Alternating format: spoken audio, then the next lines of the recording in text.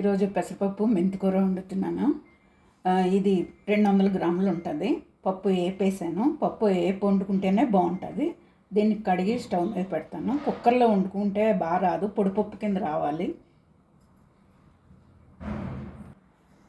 కడిగేసాను. కొంచెం పసుపు వేస్తున్నాను. పచ్చిమిరపకాయలు వేసి స్టవ్ మీద పెడతాం. మీకు ఇష్టమైతే కుక్కర్లో పెట్టుకుని ఒక విజిల్ పెట్టుకుంటే సరిపోతుంది. ఉడికింది పప్పు. ఇప్పుడు మెంతికూర వేస్తున్నాను. ఇది 2 కట్టలు. మీకు ఇంకా ఎక్కువ కావాలంటే ఎక్కువ వేసుకోండి. పిల్లలు తినరని కొంచెం వేసాను నేను. చేదుంటే పిల్లలు తినరు.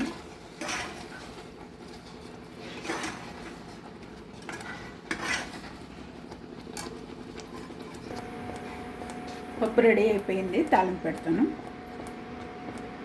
పప్పు తాలింపు పెడుతున్నాను.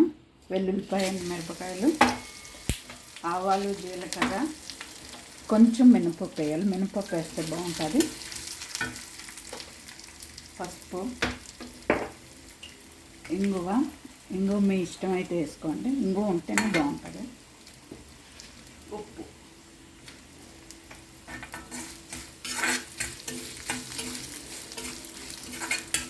కరివేపాకు లేదు అందుకే వేయలేదు, మీరు వేసుకోండి.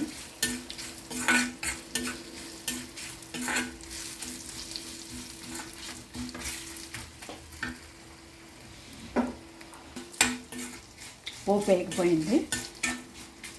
పప్పు వేస్తున్నాను. పప్పు మెంతికూర.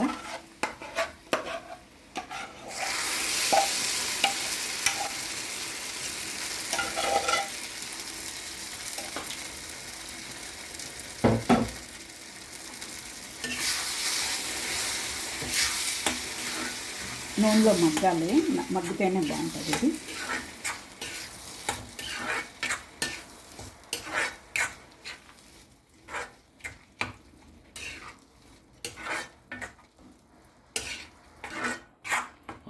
అయిపోయింది తాలింపు. కొంచెం వేసింది. కట్టేసుకుని తినేసుకున్నాం.